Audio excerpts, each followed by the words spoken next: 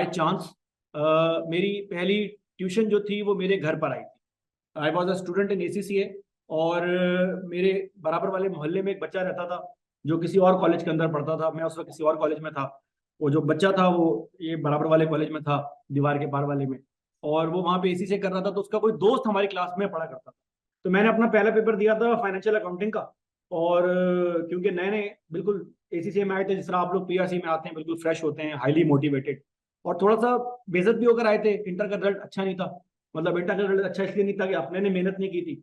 तो अब्बा ने पहले ही बोल दिया था कि तेरा रिजल्ट अच्छा नहीं आया, इसलिए तू इंजीनियरिंग में नहीं गया। क्योंकि हमारे खानदान में भी नॉर्मल ट्रेडिशनल खानदानों की तरह परंपरा ये है कि अगर आप डॉक्टर नहीं बन रहे तो आप इंजीनियर बन जाएं। पर अगर आप वो भी नहीं बन रहे और आप ईमान के आखिरी दर्जे पर है तो फिर आप CAC से करें, ठीक है ना। तो मैं अपने खानदान में ईमान के आखिरी दर्जे पे था, क्योंकि जाहिर सी बात है वो बोलते थे यार ये CAC से क्या है। मेरे खानदान में असल में डॉक्टर बहुत सारे, इसलिए। अच्छा, अब आप अगर मुझसे ये पूछेंगे सर आपने डॉक्टरी क्यों नहीं की, तो उसका बड़ा अच्छा रीजन मैं आपको बताता हूँ। मुझे डायग्राम बनानी नहीं आती थी। तो 9 में जब पेपर सिलेक्शन का टाइम आया, क्योंकि हमने तो मैट्रिक इंटर किया हुआ है, 9 में जब पेपर सिलेक्शन का टाइम आया तो हमें किसी ने कहा जी वो बायो में डायग्राम बहुत बनानी होती है, उसके मार्क्स होते हैं, तो आपके मार्क्स ना हो जाए कम, तो एक काम करें कंप्यूटर साइंस बैठ के पढ़ लें। हमने कंप्यूटर साइंस पढ़ ली। कैरियर काउंसलिंग का कोई इतना दौर था भी नहीं, फेसबुक भी इस तरह का मंजन नहीं हुआ करता था। तो अब वो कर तो ली, बड़े होने के बाद एहसास हुआ डॉक्टरों की डायग्राम छोड़ो, राइटिंग समझ नहीं आ रही होती। उनकी राइटिंग सिर्फ दुकानदार को समझ आती है और उनको खुद को समझ आती है। पहले मुझे ऐसा फील होता था कि ये मजाक के तौर पे बोल रहे होते, लेकिन हकीकत में जब मैंने अपने खानदान वालों को देखा तो जिनकी राइटिंग अच्छी थी ना, वो मेडिकल पढ़ते पढ़ते वो भी उनकी राइटिंग फारिग हो गई। तो बहरहाल अपने ने जो है वो ACCA किया। तो उस वक्त एक बच्चा हमारे घर पर आ गया और उसने मुझे कहा यार मुझे ना फला फला पेपर आपसे पढ़ना है। तो मैं एक पेपर ऊपर था, वो एक पेपर जो है वो नीचे था। आप भी समझे कि आप FR2 पढ़ रहे हो और कोई बंदा चल के आपके घर आए और बोले कि जी ये पैसे मैं आपकी जेब में रख रहा हूं, आप मुझे FR1 टीच कर दें। और आप बोले इससे तो अच्छी कोई बात ही नहीं है, क्यों, मैं पैसे लेके फ्री रिवीजन करूंगा। तो वो पेपर पिक करने की नीयत मेरी ये थी, पैसे लेके टीच करूंगा ताकि मेरा रिवीजन हो जाए। मुझे तो बहुत हुआ बेनिफिट। उस बच्चे ने वो एक एग्जाम दिया, उसके बाद ACCA उसने ड्रॉप कर दिया मेरा, लेकिन उस पेपर में दोबारा जो है वो 92 मार्क्स आए। तो बहरहाल इस तरह करते करते ACCA में हमारा पहला लेवल बड़ा अच्छे से क्लियर हुआ। दूसरे लेवल में आए तो ओवर कॉन्फिडेंट हो गए। नॉर्मल सी बात है, इंसान है यार, जाहिर सी बात है, सारी फीलिंग्स हमारे साथ भी कोई लगी हुई हैं। एक जमाने में हम भी 19 साल के, ठीक है ना। तो जो आप सोच रहे होते हैं, जो आपकी ख्वाहिशात हैं, जो आपके दिमाग में गंदे गंदे ख्याल आते हैं, वो हमारे दिमाग में भी आ रहे होते थे। तो हमने सोचा कि पार्ट 2 तो आराम से कर लेंगे, और लेकिन अब ध्यान से करते हैं। तो मैं और मेरा दोस्त मोहसिन हमने उठाए 3 पेपर, और हमारे बैच में जितने बच्चे बच्चियां थी उन्होंने उठाए 4 पेपर। अब वो आपको पता है एक पीयर प्रेशर होता है। आप लोग भी ये सवाल पूछ रहे हैं सर 3 उठाएं 4 उठाएं। अच्छा, मुझसे मत पूछो, अपने दोस्त से पूछो, क्योंकि तुम्हारा सबसे बड़ा मसला ये है कि मैंने अगर 2 उठाए और मेरे दोस्त ने 3 उठाए तो कहीं मैं पीछे ना जो है वो रह। तो फिर हमने क्या किया, एक हफ्ते के बाद क्लासेस लेने के बाद हमने फैसला किया कि मोहसिन चल यार 4 पेपर कर लेते हैं। जैसे ही हमने 4 किए, उन सब ने जो है वो 3 पेपर कर दिए, क्योंकि उनको एहसास हुआ कि 4 पेपर नहीं पड़ेगा। लेकिन हम पीछे नहीं हटे, पेपर दे दिए। और वो मेरी जिंदगी की सबसे बड़ी गलती थी, क्योंकि मुझे इतना खौफ आया, क्योंकि 3 पेपर ऐसे थे जो ऊपर तले थे। तो मैं सुबह जाता था, एग्जाम देता था, रात में आके रोता था, रोने के बाद दोबारा रिवाइज करता था, सुबह दोबारा एग्जाम देता था। तो 3 दिन मैंने यही किया, आपको झूठ नहीं बोला, हकीकत में रो रहा होता था। क्यों, पढ़ा नहीं जा रहा और सुबह एग्जाम भी है, अल्लाह ही करनी हुई कि मेरे वो पेपर पास हो। चारों में कामयाब, बड़ी बात। मौसम जिस बेचारे ने मेरे चक्कर में 4 पेपर पे किए, वो 3 में पास, 1 में फेल। और वो जो हमारे बाकी दोस्त यार थे जिन्होंने 3-3 पेपर दिए थे, कोई 2 में पास, कोई 1 में पास, तो उनको फेल होता देख के मुझे इतनी खुशी हुई जितनी खुशी मुझे अपने 4 क्लियर होने की नहीं थी। तो मुझे तब समझ आया कि यार ये भी एक मजा होता है, ठीक है ना, क्योंकि इनके चक्कर में हमने 4 पेपर पे किए। लेकिन उसके बाद मैंने ये हरकत नहीं की, फिर मैंने 3 पेपर उठाए और उसके बाद 2-2 करके पूरा कर दिया। लेकिन इस पूरे प्रोसेस में वो जो बच्चा मेरे घर पे आया था ना, वैसे 2 लोग मेरे घर पे और आ गए जान पहचान के थ्रू। उन्होंने कहा हमारे पास टीच करें। और उस वक्त एक नया कॉलेज जो है वो खुला था। अब तो वो काफी मशहूर हो चुका हुआ है, ये बराबर से बराबर वाले जो है वो उसमें है, नहीं KNS। और तब वो इस साइड पर हुआ करते थे, कि जो जहां पर अभी UPL बैंक बना हुआ है ना हमारे मैकडोनल्ड्स के सामने, तो वहां पर इनका जो है वो हुआ करता था ऑफिस। तो हमने वहां पढ़ाना स्टार्ट कर दिया। तो इस तरह से मैं इस फील्ड के अंदर आ गया। Then I took a break और मैंने अपना एक काम स्टार्ट किया। और उस काम के अंदर मेरे पास 2 क्लाइंट्स हुआ करते थे, आई रिमेम्बर। एक लाहौर में कॉलेज है स्कैन्स के नाम से, नाम सुना होगा आपने। हम उनको एक सॉफ्टवेयर सॉल्यूशन जो है वो सेल किया करते थे। और साथ में दूसरा कॉलेज था अलहम्द अकेडमी, नाम सुना होगा आपने, तब जमाने में सिर्फ 2 ही कॉलेज हुआ करते थे उस जमाने। तो एक दफा मैं चेक लेने गया हुआ था, तो अलहम वालों ने मुझे, सर ने पूछा कि यार तू पहले टीच भी करता था? मैंने कहा सर बचपन में पैसे पूरे करने के। उन्होंने कहा दोबारा आ जाओ। मैंने कहा टाइम नहीं है मेरे पास, टाइम बहुत था मेरे पास। तो उन्होंने कहा कितने पैसे? मैंने कहा इतने पैसे मुझे मिलते। तो उन्होंने कहा मैं तुम्हें इतने पैसे दे रहा हूँ। मैंने कहा डन, रिश्ता पक्का हो। तो हमने उसमें जो है वो ज्वाइन कर लिया। तो फिर over the period of time multiple काम और भी किए, अभी भी कर रहे हैं। वो काम आपको बाद में बताएंगे क्योंकि वो थोड़े से हैवी ड्यूटी किस्म के काम है। और जाहिर सी बात है साथ साथ फिर जो है वो टीच करना स्टार्ट किया। और आई थिंक कई सालों से, मुझे काफी साल हो गए जिसमें मैंने सीए, एसीसीए, सिमा, ये 3 बड़ी प्रोफेशनल क्वालिफिकेशन जो है वो टीच करना स्टार्ट की। बीच में मैंने कैम्ब्रिज भी टीच करना स्टार्ट किया। आप में से शायद कुछ बच्चे या उनके दोस्त यार या बहन भाई जो है, अगर वो ओए लेवल्स में होंगे तो शायद उनको मेरा मालूम होगा, या उनके बहन भाई ने मुझसे जो है वो बैठ के पढ़ा होगा। क्योंकि बहुत सारे लोग ये प्रिज्यूम कर लेते हैं कि सर शायद मम्मी डैडी किस्म के बच्चे हैं और सर ने खुद ओए लेवल्स किया हुआ है। नहीं भाई, हमने बिल्कुल वो नहीं किया हुआ, वही किया हुआ जो बाकी सब जो पढ़ रहे होते हैं। प्री इंजीनियरिंग के हम जो है वो स्टूडेंट थे। तो फिर मुझे मेरे ना सिमा के कुछ बच्चे हुआ करते थे। सिमा भी एक है क्वालिफिकेशन, नाम सुना होगा आप लोगों ने, chartered institute of management accountant. Pakistan में लोग उसको सीमा सीमा बोल रहे होते हैं। तो सिमा के हमारे बच्चे जो हुआ करते थे ना, वो ज्यादातर कैम्ब्रिज बैकग्राउंड के थे। तो उनमें बच्चों से मेरी दोस्ती बड़ी अच्छी थी। तो अब जाहिर सी बात है, अपनी भी एज बड़ी यंग थी, टाइम भी बहुत हुआ करता था, बच्चों के साथ बैठक भी जो है वो लगा करती थी। तो उन बच्चों ने मुझे कहा सर गलत फील्ड में हो, इस फील्ड में आपको मजा नहीं आएगा, आप एक काम करो ओए लेवल्स ट्राई करो। मैंने कहा क्यों? ओए लेवल्स कौन पढ़ाता है, बेकार क्वालिफिकेशन। उसने कहा सर पैसे बहुत हैं। मैंने कहा नहीं, अच्छी क्वालिफिकेशन। तो हुआ ये कि मैंने, अब उसके बाद फिर मैंने, हुआ ये कि मेरे एक दोस्त हुआ करते थे साथ में कॉलेज में, वो ओए लेवल में भी टीच करते थे। अब तो माशाल्लाह उनका अपना कॉलेज है और कोचिंग सेंटर है। तो उसने, मैंने उसको बोला, he was in city school. तो उसने मुझे कहा सर अब तो सेशन एंड हो चुका हुआ है, हायरिंग होना मुश्किल है, मैं देखता हूँ। मैंने कहा चलो सही है। हमने उसको बुलाया, डेल फ्री पे आइसक्रीम खिलाई, काम करवाने के लिए करना पड़ता है। तो दोस्त था वो अपना वैसे तो। फिर उसने मुझे मैसेज किया कुछ दिन बाद, उसने कहा सर बीएसएस में वैकेंसी है। तो मैंने सोचा, मैंने कहा यार कितना घटिया आदमी है, खुद सिटी स्कूल में है और मुझे किसी लोकल गली कुचे के स्कूल में भेज रहा है बीएसएस। लेकिन हमने कहा लिए अच्छी बात है, हाथ साफ करो। तो मैंने उससे पूछा कि सर ये बीएसएस क्या है? तो आगे से जो उसने मुझे रिप्लाई भेजा वो मैं आपको क्लास में बता नहीं सकता, दोस्तों वाला रिप्लाई था। उसने मुझे कहा सर बीएसएस बीकन हाउस की फुल फॉर्म है। मैंने कहा ओके। हम पहुंच गए बीकन हाउस, इंटरव्यू दिया। That was a match made in heaven, क्योंकि उस ब्रांच में कॉमर्स पहली दफा आया था और कॉमर्स के बच्चे बिल्कुल वैसे हैं जैसे आप। उस ब्रांच को आदत नहीं थी, उनको हमेशा साइंस के बच्चों की आदत थी, पढ़े लिखे मासूम प्यारे। कॉमर्स के बच्चे बदमाश होते हैं, बाय नेचर बदमाश होते हैं। या तो बदमाश होते हैं इसलिए कॉमर्स में आ जाते हैं, या मे भी उनका सीन ये होता है कि वो कॉमर्स पेपर ही ऐसा है कि उनको ये 2 + 2 करके जो है वो बदमाशी करना आ जाती है। 1 सेकंड रुके, रिकॉर्डिंग बंद पड़ी हुई थी भाई। चलो खैर है, मसला ला लिया। मैंने कहा 2 क्यों दे रही हो? कह रही सर मुझसे तैयारी नहीं हो रही, हैंडल नहीं हो रहा। अच्छा। फिर मैंने उसकी क्लास में जो उसके दोस्त यार तो उनको बुलाया। मैंने कहा इधर आओ, तुम कितने दे दो? और 3 आराम से दे देंगे। मैंने कहा एक तो गरीब ऊपर से बदतमीज साला, जो पढ़ रही है वो कह रही है मुझसे 3 नहीं हो रहे, मैं 2 दूंगी, और तुम साला पढ़ नहीं रहे। हो जाएंगे सर। बहरहाल मैंने फिर उस बच्चे को बुलाया। मैंने कहा ईमान बेटा, मुझे लग रहा है तुम मेरिट मार दो। इस पेपर में ना मेरा मेरिट लास्ट टाइम में आया है पहली दफा, लेकिन वो मेरिट बस आ गया।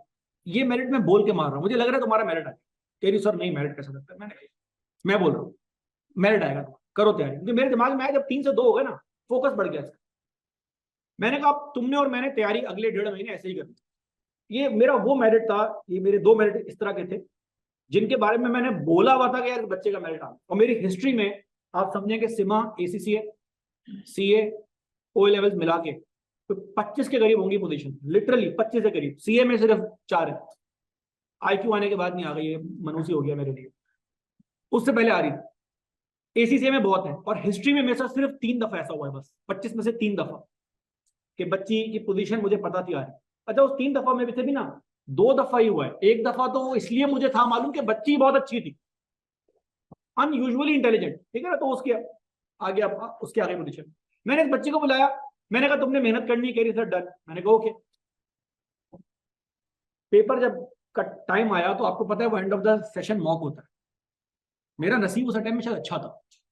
मैंने उस मॉक में क्या किया, आई कैप की बुक उठाई, आई कैप की बुक में जो एग्जाम्पल्स होती है ना, उनको मॉडिफाई करके एग्जाम्पल के ऊपर टेस्ट बना दिया, क्योंकि बच्चा पास पेपर सारे सॉल्व करता है, एक्स्ट्रा प्रैक्टिस सारे सॉल्व करता है, बुक सारी रीड करता है, प्रैक्टिस क्वेश्चन देखता ही नहीं है कोई। मैंने प्रैक्टिस क्वेश्चन की बेस पे मॉक बना दिया, और उस मॉक जब मैंने उस कॉलेज में कंडक्ट किया तो पूरे कॉलेज में आउट ऑफ 175 स्टूडेंट्स जो अपेयर हो रहे थे, उसमें से 5 बच्चे पास। उन 5 बच्चों का स्कोर ये था 50, 51, 54, 56 और 73। ये 73 उस बच्ची का स्कोर था, ईमान सुमरो। मैं आपको रजिस्टर से मुझे एक वाकया याद आ गया, मैं आपको बताता हूँ। 73 जब आया ना, तो मैंने कहा इतना बड़ा गैप। मैंने ईमान को बोला, मेरा बेटा मेहनत करो, इंशाल्लाह मेरिट करो। पेपर आया, अल्लाह की करनी, God's intervention, I was just in the right place. Paper में एग्जामिनर ने बुक की एग्जाम्पल पे सवाल बना, डिट्टो वही आ गया। उस बच्ची ने पेपर दिया, मैंने कहा कैसा हुआ? उसने कहा था जैसा मॉक हुआ था वैसा ही हुआ। पूरी उम्मीद थी बच्चे का मेरिट आ। बहरहाल उसी टाइम मैं वो कॉलेज छोड़ के दूसरे कॉलेज में आया, एक और कॉलेज में गया, और उस कॉलेज में ना उस बच्ची का रजिस्टर मेरे पास, मैं उसका रजिस्टर मंगवा लिया। मैंने कहा अपना रजिस्टर दे दो, और मैंने वो क्लास में रजिस्टर खड़ा किया और बच्ची का नाम लेकर बोला।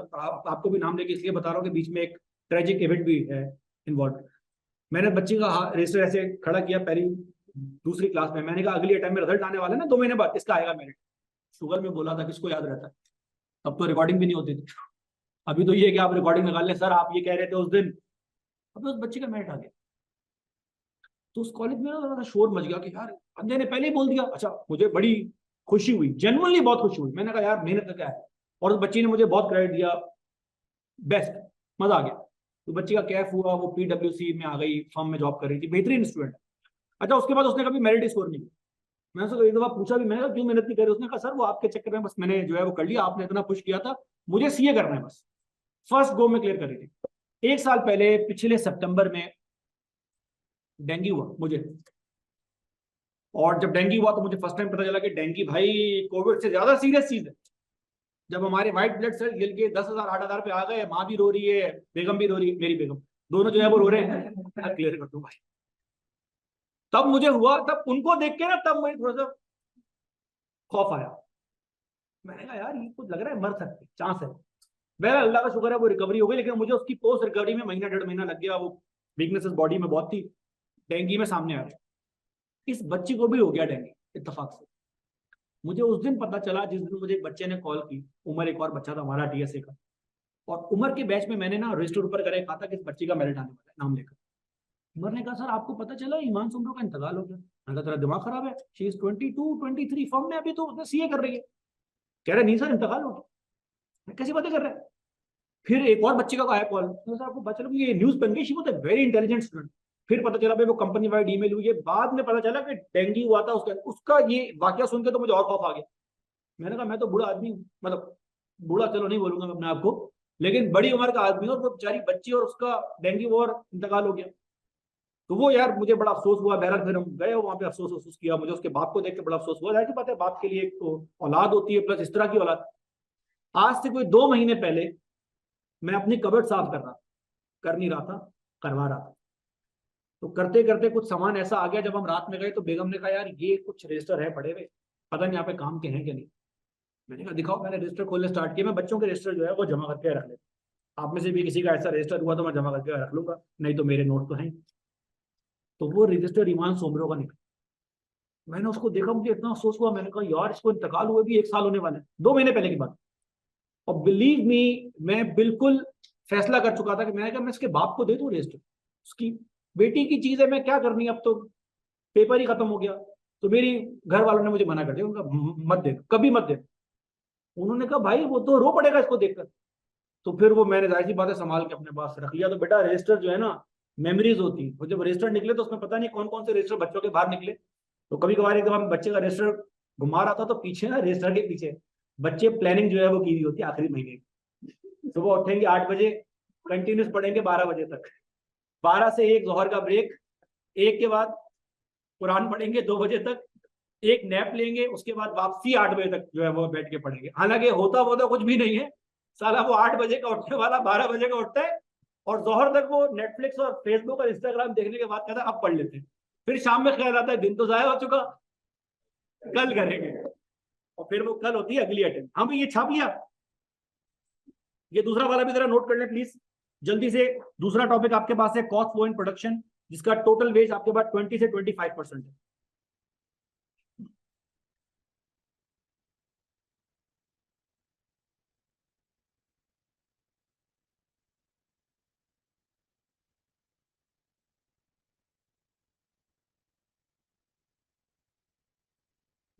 ऑनलाइन वालों किसी किस्म का सवाल है तो प्लीज पूछ लीजिए, फिजिकल वालों जब तक ये क्लास स्टार्ट मतलब दोबारा हम नहीं करते कंटिन्यू, कोई सवाल हो तो आप पूछ सकते हैं प्लीज। आपको बता देता हूँ मेरे बच्चों, ये डॉक्यूमेंट मैं आपको दे दूंगा, ये आपके सिलेबस का टोटल हिस्सा है, आपको नजर आ सकता है। इसने भी 3 हिस्सों के अंदर ब्रेक किया हुआ है।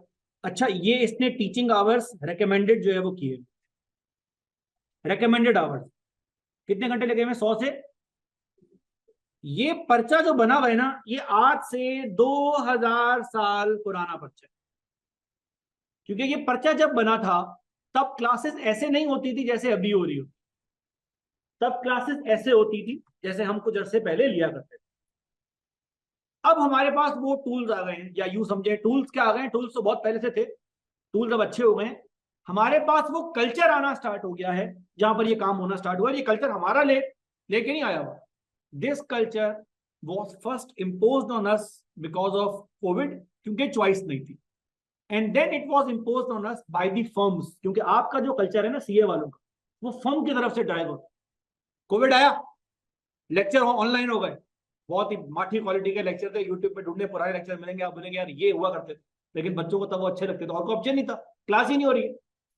क्लास में बच्चे आ रहे हैं मास्क पहन के, एक सीट छोड़ के है बैठा हुआ, स्प्रे लेकर साथ आ रहे हैं, वो साथ में बैग के वो भी है अपना लगा हुआ, वो क्या होता था सैनिटाइजर जो है, बोतलें भरी हुई है, लोग हाथ पे भी लगा रहे हैं मुंह पे भी लगा रहे हैं, समझाना पड़ता था भाई क्या कर रहा है, हैंड सैनिटाइजर है साफ रखने की है, ख्याल कर। लेकिन वो होता है ना फ्री की चीजें हमारी हम मन देती है। एक तो बाद एक बंदा इतना हाथ लगा रहा था, मैंने कहा सारी गायब हो जाएंगी, नसीब की लकीर है, क्या करेगा बाद में। बहरहाल छोड़े इन बातों। अब हुआ ये कि फर्म वालों ने बच्चों को ये बोला भाई फर्म में रहो, जाने की क्या जरूरत, और रिकॉर्डेड लेक्चर आना स्टार्ट हुआ, जिसके बाद पोर्टल बनना स्टार्ट हुआ, आईक्यू जिसके फोर फ्रंट पे था, इन्होंने पहले इसके ऊपर काम करना स्टार्ट किया और वो रिकॉर्डिंग इन्होंने बनाना स्टार्ट किया। अच्छा सीफेप वालों को तो बेनिफिट बहुत था, उनकी तो मजबूरी है आज भी है, उनको अभी भी चॉइस हो गया, बोलेंगे नहीं यार। हमने बड़ी कोशिश की जब ये कैंपस खोला कि सीए वालों की फाइनल की क्लास लगा दे, मुर्तजा ने एक क्लास भी लगाई, केस करें कितने बच्चे होंगे, मिला के 4, 2 ऑनलाइन बैठे हुए, 2 फिजिकल बैठे, टोटल बच्चे कितने थे उसके उस अटेम्प्ट में, गेस करें। उस अटेम्प्ट में 375, कितने बैठे हुए 4, अभी उसके बाद 500 है। कह रहा है मैंने तो लाइव क्लास लगाई थी, 2 बैठे हुए थे जूम पर, और क्लास के बाद मैसेज क्या कर रहे हैं सर रिकॉर्डिंग दे दी। कह रहा अभी मैं कोई क्लास में होगा तो रिकॉर्डिंग दूंगा ना, जूम की क्लास में कोई बच्चा ही नहीं है तो मैं अकेला अपने आप से बात कर रहा हूँ। उनके पास तो ये कल्चर हो गया। आहिस्ता आहिस्ता ये यहाँ भी आना स्टार्ट हो गया। यहाँ क्यों आना स्टार्ट हो गया, हमारी हो रही थी सेविंग इस तरह हो रही थी। लास्ट अटेम्प्ट में तो हमने बहुत काम किया है, अभी भी कर रहे हैं, लेकिन लास्ट अटेम्प्ट में मैं सुबह क्लास लिया करता था, रात में सवाल की रिकॉर्डिंग बनाया करता था। वो बनाते बनाते हमें एहसास हुआ कि हमारा टाइम सेव होना स्टार्ट हो गया। टाइम सेव होना क्यों स्टार्ट हो गया, क्लास में सवाल आता है, बोर्ड पर सवाल लिखा, पढ़ा, लंबी हो गई, चल भाई उठ सलमान, बोर्ड मिटा, फिर आंसर लिखना स्टार्ट किया, हो गया छाप लो, मिटा भाई, चल भाई छाप लो। वो सवाल 1.5 घंटे में एक सवाल होता था, रिकॉर्डिंग में वही सवाल 1.5 घंटे में मैंने 3 सॉल्व कर दिया। क्यों, क्योंकि सवाल एक्सप्लेन करना था, नोट करना था, और दैट सी बात है उस पर टाइम की आपकी हो रही थी सेविंग। हमने ये काम करना स्टार्ट कर दिया। अब हम इसको बिल्कुल नेक्स्ट लेवल पे जो है वो ले गए। इनफैक्ट पता नहीं आप लोगों ने ओरिएंटेशन लिया नहीं ली, ओरिएंटेशन लिया लोगों ने, इन्होंने बोला तो है स्मार्ट क्लास कॉलेज वालों ने, लेकिन एक चीज आई थिंक इन्होंने मैसेज कम्युनिकेट नहीं किया, जो आज मैं एमएफए की क्लास के अंदर भी ये बात बोल रहा था, और आपको तो खासतौर पे आपको बोलूंगा, ये स्मार्ट क्लासेस जो स्मार्ट क्लासेस बोल रहे हैं इसका एग्जैक्टली मतलब क्या है। कभी आपने घर पे 1-on-1 ट्यूशन लिए, ट्यूटर आके आपको सामने बैठ के पढ़ा रहा है, आप समझे ये जो आपके पास इस दफा रिकॉर्ड लेक्चर आने वाले हैं ना, इसमें आप मुझे अपने घर साथ मतलब मुझे अपने घर साथ जो है वो लेके जा रहे हैं, अली अहमद सामने बैठ के आपको टीच कर, उसको रिकॉर्ड इस तरह से किया गया है, उसमें बातें इस तरह से की गई हैं। इनफैक्ट आदिल भाई और सलमान भाई एक फीचर अभी और भी मैं ऐड करवाने की कोशिश में हूं, अगर हो जाए तो, कि हर लेक्चर के साथ एक पोर्टल के अंदर चैट बॉक्स बनाओ। पोर्टल के अंदर इसलिए कि व्हाट्सएप के ऊपर तो चैट बॉक्स काम का नहीं है। व्हाट्सएप पे तो इतने मैसेजेस होते हैं कि मैं आर्काइव कर करके थक गया हूं, साला मेरा फोन अब बैकअप भी नहीं जो है वो कर रहा हूं, मैसेज ऊपर नीचे होना स्टार्ट हो जाते हैं। और मैसेज होगा टेक्स्ट बेस्ड फॉर्म में, क्योंकि तो 2 मिनट की ऑडियो भेज देते हैं ना रात के 2 बजे, सर जाग रहे हैं, अबे जाग नहीं रहा, क्या करूंगा मैं रात के 2 बजे, तुम फारिग हो मैं थोड़ी। बहरहाल वो उस टाइम जो है वो अपने पास कर रहे होते हैं। सर तो ये जो टाइम आपको दिखा रहा है ना, ये रिकमेंडेड टाइम है, हमने ये टाइम ऑब्वियसली कट शॉर्ट कर दिया है, लेकिन खर्च हम इतने घंटे ही करेंगे। कैसे? सर वो जो टाइम कट शॉर्ट हो रहा है ना, वो टाइम हम एडिशनल प्रैक्टिस, टेस्ट और क्वेरीज के लिए खर्च करेंगे। अच्छा, क्वेरीज का मजा तब आता है जब सामने से कोई सवाल पूछ रहा हो, मैं क्वेरी सेशन में यहां हूं बैठा हुआ और बोलूं हाँ भाई सवाल पूछो, सर वो लेक्चर ही पूरा नहीं किया। अब तो जब लेक्चर ही पूरा नहीं किया तो कहां से तुम सवाल पूछोगे? तो प्लीज आप लोगों को मुझे यूजफुल बनाने के लिए आपको मेहनत करनी पड़ेगी। ये ऐसा पेपर है, मैं अगर बिलीव भी, मैं एक बात बोलता हूं, मार्केट के सारे बड़े टीचर साथ बैठ जाए ना कॉस्टिंग के, और तुम एक को बैठ के टीच करना स्टार्ट कर ना चले उल्टा होकर, तब भी बच्चा फेल हो जाएगा अगर बच्चे ने जरा सी मेहनत ना की। मैं आपको ये क्लियर बात बता दूं, सीए के अंदर आपका हिलना, आपकी मेहनत करना बहुत जरूरी है, वरना काम आपके पास नहीं होगा। सर ये सिलेबस का इसने आपको जो है वो टोटल वेटेज दिया हुआ है, वही जिस तरह से हमने पहले आपको बताया, 30 से 45%, ये 20 से 30%, और आखिरी टॉपिक जो है आपका तकरीबन 35% के आसपास है। दूसरी बात, ये सिलेबस ग्रिड है, ये अपडेटेड है, ये मैं आपके साथ शेयर भी कर दूंगा, ये आपने अपने पास रखनी है। This is your game plan. क्योंकि यहां बैठा अली अहमद ये बोले कि मेरे इतने मेरिट आए, मैं इतने साल से कॉस्टिंग पढ़ा रहा हूँ, सिमा के अंदर हूँ, एसीसी के अंदर हूँ, तो मेरे पास तो हर तरह की है वैरायटी कॉस्टिंग टीच करने की, लेकिन at the end of the day कोई टॉपिक ऐसा हो जो मैं मिस कर दूं, या कोई टॉपिक ऐसा हो जो आप मिस कर दें, और आप पेपर में जाके बैठ जाए और वो सवाल आ जाए और आपको पेपर फेल हो जाए या उस सवाल की वजह से रह जाए, तो यार मेरे 12-13 साल के ऊपर सवाल खड़ा हो जाएगा कि 12-13 साल में आपने क्या उखाड़ा। सर्जन आपके पास आए कि अल्हम्दुलिल्लाह 20 साल से कर रहा हूँ सर्जरी, 2000 पेशेंट सॉल्व जो है मैंने उनका ऑपरेशन किया हुआ है, और आपका पेशेंट वो मार दे, तो आप आगे से क्या बोलेंगे? भाड़ में गए तुम्हारे 2000 ऑपरेशन, मेरा पेशेंट तो तुमने वेस्ट कर दिया। तो ये गेम प्लान आपके सामने जो मैंने दिया हुआ है, ये गेम प्लान आपने अपने सामने इसलिए रखना है कि अगर मैं आपको बोलूं बेटा ओवरहेड का टॉपिक एंड हो गया है, तो आपने ये देखना है कि ओवरहेड के टॉपिक के अंदर जो गाइडलाइन के अंदर टॉपिक लिखे हुए हैं क्या मुझे आते हैं। सर ने बोला भाई हमने लर्निंग कर्व और लेबर पूरा कर लिया है, तो आपने ये देखना है कि इन 3 चीजों को मैंने चेक किया है। क्या सर ने रेम्यूनरेशन सिस्टम के बारे में बात की? किसी सवाल में इंसेंटिव वेज प्लान के बारे में बात की? कभी कभार ये भी हो सकता है सर ने बात की है, बच्चा बोल रहा है सर ये हमने कहाँ किया था, तो आप मुझसे पूछ सकते हैं, जायज सवाल है आपका कि सर ये 4 सवाल हमने किए, ये किस टॉपिक के थे, तो मैं आपको बताऊंगा भैया ये जो टाइप्स देयर इन है ना लिखा हुआ जनरल सा वर्ड, ये इसके अंदर फॉल करते हैं।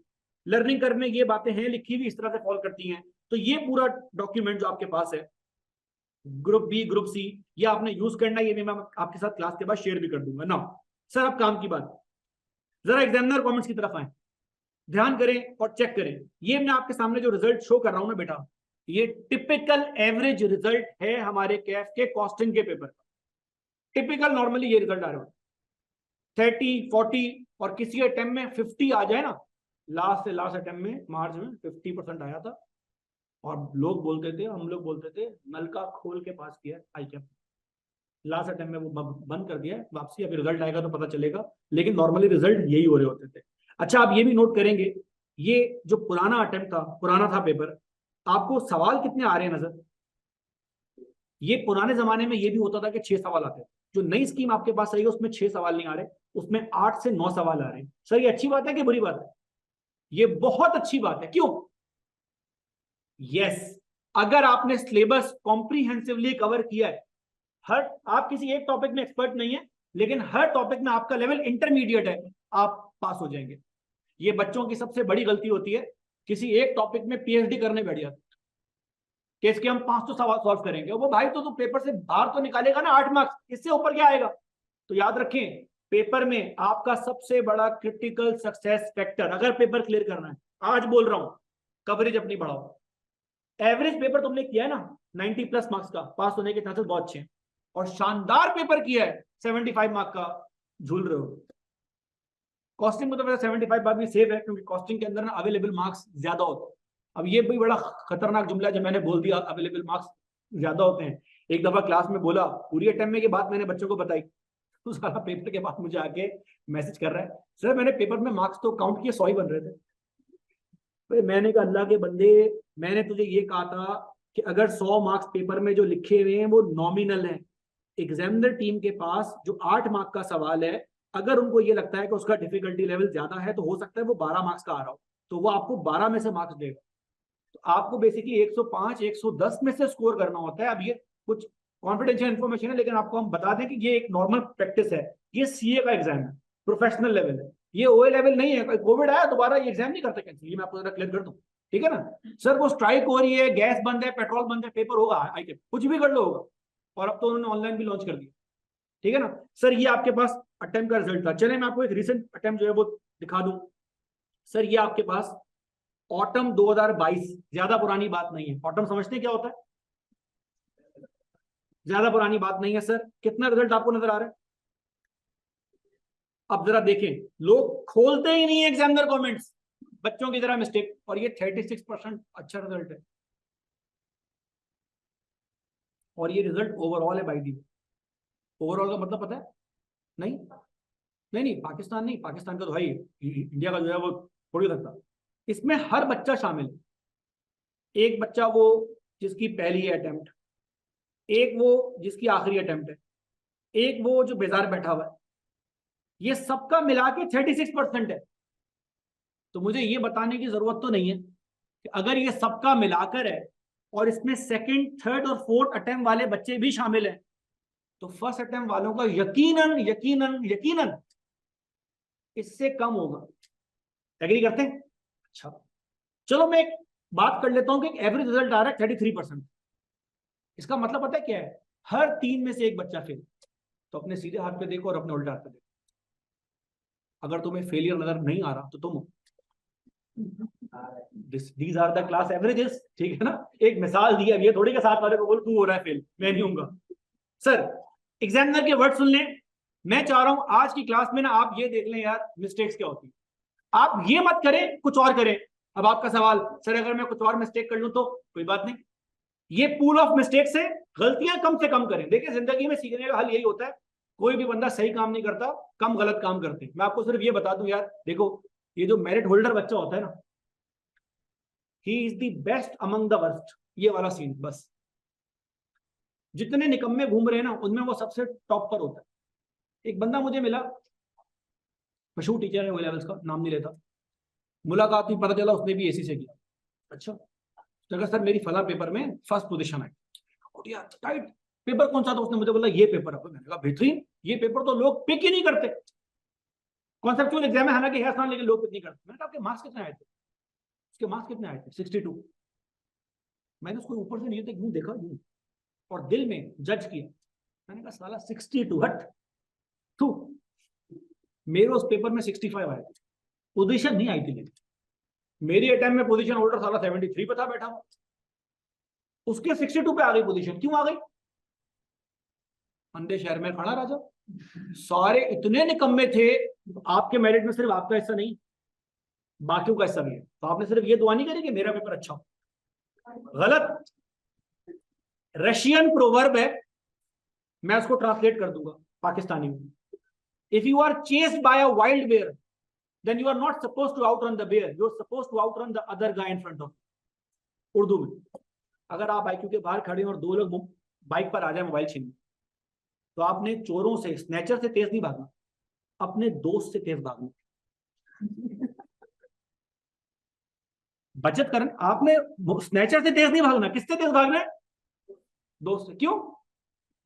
समझ आ गई गेम? आप मेरिट होल्डर है, अगर आप दोस्त से तेज भागे मेरिट होल्डर है, ये आपने याद रखना है। आप लगड़ा लगा के जो है वो चल रहे हैं, दोस्त के दोनों पाउंड जो है वो जाया हो चुके हैं, खैर है, सेफ है, क्योंकि आपने बाकियों से तेज भागना। तो ये बात जरा माइंड में रखें। अब जरा देखें गलतियां क्या होती हैं। कह रहा भैया the overall performance in this attempt has declined, 36 सही है, in comparison to the previous attempt 40%। वो भी आपको शो करता हूं। A lack of grip on basic concepts were observed, due to which examinees spent excessive time on easy and straightforward questions as well। तो पहली गलती क्या दी हुई है इसने? पहली गलती क्या दी हुई है इसने, एक्सेसिव टाइम। इसका मतलब पेपर में कितना ही अच्छा सवाल क्यों ना आता हो मेरे प्यारे बच्चे, 10 मार्क का सवाल है, 18 मिनट बनते हैं, 20 लगा लो। अगर 20 से ऊपर हो रहा है, सवाल पूरा नहीं हो रहा, छोड़ो, आगे बढ़ो। सर लेकिन मार्क्स पीछे लूज हो जाएंगे, अगर आगे नहीं बढ़े तब भी लूज हो जाएंगे, अगले सवाल पर आओ। तो बच्चों क्या करते हैं, प्रैक्टिस बहुत नहीं होती, बेसिक कैलकुलेशन लंबी करके काम कर रहे होते हैं, बेसिक काम आपने करना है। आगे, this leads to a wastage of time due to which examinees are examinees are unable to complete the paper. Believe me, मैं आपको सिर्फ आइडिया दे रहा हूं, घर जाके एग्जामिनर कमेंट खुद देखना, हर अटेम्प्ट में सेम बात बोल रहा है। लास्ट अटेम्प्ट में मैं जबानी बोल रहा था टाइम मैनेजमेंट, हर दफा बोल रहा हूँ, इस दफा आपको दिखा रहा हूँ। तो भाई मैं नहीं बोल रहा टाइम मैनेजमेंट, आपके सीनियर है कॉस्टिंग के जो लास्ट अटेम्प्ट के बच्चे थे, अभी एमएफए में घूम रहे होंगे, उनसे पूछो, उनका सिर्फ एक दुख है, बस सिर्फ एक दुख, सर पेपर पूरा नहीं हुआ। ये ट्रेजेडी बहुत बड़ी है, तुम्हें पेपर में गए आता नहीं था, खैर है ना यार, आता ही नहीं था तुम्हें, या तो सर ने नहीं पढ़ाया, तुमने नहीं पढ़ा, किसी की तो गलती है।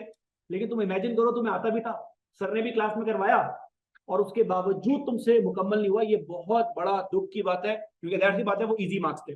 सर अब देखें जरा बच्चों की मिस्टेक किस किस टाइप की होती है।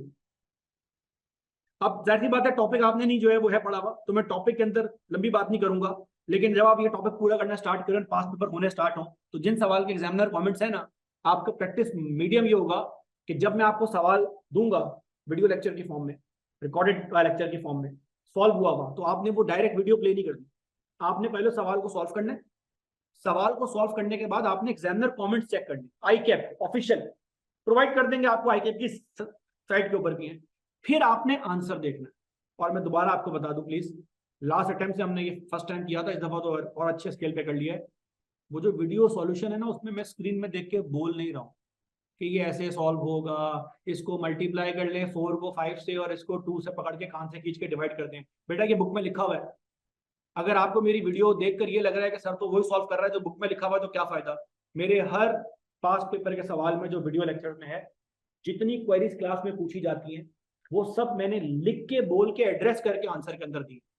लेकिन जाहिर सी बात है, इंसान है, आपके दिमाग में कोई 8वां सवाल आ जाएगा, सर 7 तो आपने बताए, ये आपने नहीं बताया, तो वो भी आप मुझसे पूछो, सर आपने यहाँ मल्टीप्लाई क्यों किया है, डिवाइड क्यों नहीं किया। ये सवाल बहुत होता है, और ये कॉस्टिंग का सवाल नहीं है, मैथ्स का सवाल है, इन्फॉर्मेशन का लेआउट इस तरह है। इस तरह के सवाल के जवाब भी दिए, तो वो जब आप सॉल्व कर रहे होंगे ना, तो उसमें क्वेरी सॉल्व हो रही होंगी। और फायदा ये है, क्योंकि रिकॉर्डिंग थी ना, तो मैंने सारी क्वेरीज टाइप कर ली अपने पास, तो टाइप करने से ये हुआ कि तुम्हारी खोपड़ी में अगर कोई बात नहीं आ रही ना, तो उस रिकॉर्डिंग में लिखा हुआ है कि ये 7 सवाल है, तो तुम्हारे ये भी आइडिया होगा कि बाकी लोग किस तरह से सोच रहे होते हैं, बच्चों का क्या काम होता है। अच्छा आगे इधर आए, ये देखें भैया, स्प्रिंग 2022 पासिंग रेशियो जो है वो क्या आ रहा है, इसमें सबसे वर्स्ट सवाल आपको नजर आ रहे हैं, सबसे वर्स्ट सवाल आपको नजर आ रहे हैं 4 और 10, कितना % पासिंग रेशियो है। इसका मतलब सुन लें, इसका मतलब अगर ये 10 मार्क का सवाल था ना, 10 मार्क का सवाल था, तो इस 10 मार्क के सवाल में सिर्फ 10% बच्चों ने 5 या इससे ऊपर स्कोर किए। इसका ये मतलब है, जरा इसका मतलब समझ लें आप लोग। मिसाल के तौर पे ये 73% है, क्या मतलब इसका, 10 में से 7 बच्चों ने इस सवाल में 50% या इससे ऊपर स्कोर, आपको पासिंग मार्क्स स्कोर करने हैं। सर अगर ओवरऑल कमेंट चेक करें, overall performance in this attempt has improved 40% in comparison to the previous attempt 33%। 33 से 40 पर आ गई, और एग्जामिनर क्या बोल रहा है, रिजल्ट इंप्रूव हुआ है। इमेजिन करें ये 40% इंप्रूव है, which can be attributed to the performance in question 5 and question 9। वो कह रहा है ये 2 सवाल बड़े अच्छे हुए हैं। अच्छा क्यों अच्छे हुए हैं, बात कर लेते हैं इसके ऊपर भी, अच्छे भी मालूम होने चाहिए, बुरे भी मालूम होने चाहिए। कह रहा है however in this session passing percentage of first timer was just 35%। जो भी मैं बात बोल रहा था, हर 3 में से एक बच्चा पास, 35 ऑन एन एवरेज, हर 3 में से एक बच्चा पास। मैं नहीं कह रहा आई के कह रहा, लेकिन ये मजेदार बात है, whereas the passing percentage of repeater was 54%। Sir चलिए एक अटेम्प्ट में नहीं हुआ तो अगली में तो हो जाएगा। बेटा अगली में भी तुम्हारा पासिंग रेशियो का चांस कितना है, पॉइंट फ्लिप, हाँ सिक्का उछालो, हेड आया पास, टेल आया फेल, ये वाला सीन है। अच्छा एक और मजे के स्टैट्स आई थिंक इसमें शायद शीट में है नहीं, मैंने देखे थे, एक ग्रुप पे शेयर किया था, आपके साथ भी शेयर करूंगा। सेकंड अटेम्प्ट वालों को, सेकंड वालों का तो 54 है, थर्ड वालों का पता है कितना, 52, फोर्थ वालों का 48, मोर और लेस 50, 5वीं अटेम्प्ट से वो रिजल्ट वापसी 35 पर जो है वो पहुंच गया। इसका मतलब अगर 4 अटेम्प्ट में नहीं हो रहा ना, नहीं हो रहा, मैं किसी को छोड़ने और पकड़ने का मशवरा नहीं देता भाई, वो आपके अपना फैसला है किसको कब पकड़ना है कब छोड़ना है। लेकिन यार छोड़ने के बारे में बातें क्यों करें, कोशिश ये करें कि जाहिर सी बात है हमें रिस्क के बारे में आइडिया है। पहली क्लास में देखिए हम रिस्क के बारे में बात कर रहे हैं। मैं आपको देखिए, मैं वही वाली बात, पता नहीं आपने ओरिएंटेशन में मुर्तजा ने बड़ी अच्छी बात बोली थी, वो अपने ओरिएंटेशन का वाकया जो है वो सुना रहा था। और ऐसा होता है, मैंने अपनी आंखों से ऐसे बच्चे जो है वो है देखे हुए कि वो जब आप आते हैं तो आपको घेर रहे होते हैं, सीए करें, अरे 4 लाख सैलरी मिलेगी, रिश्ते आएंगे, ये बेहतरीन हो जाएगा, और लोग सीए में एंट्री मार लेते हैं। मैं आपको यार उस्ताद हूं ना, मार्केटिंग वाला नहीं हूं, तो मैं आपको रियलिटी बता रहा हूँ। मेरा और आपका रिश्ता बहुत लंबा है भाई, मेरा आपका रिश्ता काउंसलिंग वाला नहीं है। काउंसलिंग वाले को तो आपका नाम भी नहीं पता होगा, उसको आप पूछे तूने मुझसे फीस ली थी याद है, वो बोलेगा जी अपना सीआरएन बताएं, जाए हम जाके ताहिर के बाद ट्राई कर ले अगर उसको आपका नाम जो है वो आता हो। मुझे अपने बच्चों के नाम 6 महीने तक याद रहे, और मैंने तो इतने इतने भंड देखे। एक बच्ची हमारे पास आया करती थी, बच्ची क्या थी, उसके दोस्त यार सारे जो है ना वो सीए में थे, तो वो सीए के बच्चों के साथ घूमती थी। हाँ, वो सीए के बच्चों के साथ घूमती थी, सीए के स्टूडेंट थी, उसका सीए क्लियर नहीं हो रहा। तो मुझे उसने बताया सर ये बाहर से पढ़ के आई है। बाहर से कहाँ से पढ़ के आई है? भाई दुबई से पढ़ा हुआ, फला फला जगह की स्कूलिंग है। तो मैंने कहा फायदा क्या तेरी स्कूलिंग का, फेल तो हो रही है। तो एक दफा बच्चे थे मेरी बाजू, तो कह रही सर वो असल में वो छोटे पेपर में थी, हमारे पेपर तक नहीं पहुंची, तो दोस्तों के साथ थी, दोस्त यार सारे बड़े पेपर में आ गए। उसने कहा सर यार मैंने एडमिशन इस तरह से लिया और जो है ना वो मैं सीए में आ गई। तो मैंने कहा तुम सीए में आई क्यों? तुमने पूरी जिंदगी गोरों का निजाम पढ़ा है, इससे पढ़ो बाहर जाती। कह रही मैं तो आई एससी के लिए थी। मैंने कहा सीए क्यों कर रही हो? सर वो उन्होंने एडमिशन दे दिया सीए। मैंने कहा किसने दिया? उनका नाम बताया, मैं उन साहब के पास गया, मैंने कहा सर अपने हाथ दे, मैं आपके हाथ चूमूंगा। मतलब आप इतना टाइट घेरते हैं कि आपने, बंदा किसी और चीज के लिए आया हुआ, मतलब हॉस्पिटल बंदा जा रहा है कि दिल का इलाज करवाना है, डॉक्टर बोल रहा है नहीं तुम्हारे दिमाग में मसला है। मैंने कहा आपने दूसरी चीज में बच्ची को एडमिशन दिला दी। हंस रहे हैं, बोले यार सर हमारा तो काम है। मैंने कहा यार आप टाइट काम करते हैं, मैं जिस दिन कॉलेज खोलूंगा आपको हायर करूँ। आप मशीन है इंसान का जो है वो करियर बनाने की। अब मैं यही बोलूँ, मैं उनको तो मैंने कुछ और बोला।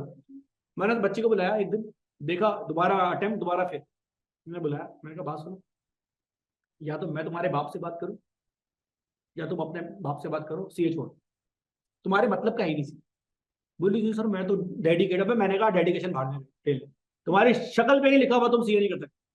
मैंने कहा तुमने जिंदगी में कभी 12 घंटे नहीं पढ़ा भाई, ये सीए हम लोगों के लिए बना है, हम गुआर लोगों के लिए, आप सीए मटेरियल नहीं हो।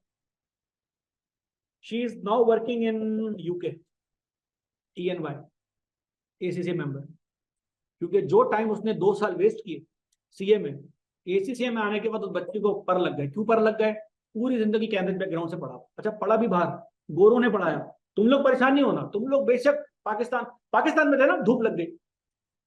पाकिस्तान में ओए लेवल पे ऐसे ही टीच किया जाता है जिस तरह बाकी जगह कूट कूट के पीट पीट के। गोरों की अप्रोच क्या है, ये पढ़ा दिया, घर जाके खुद रीड कर लो।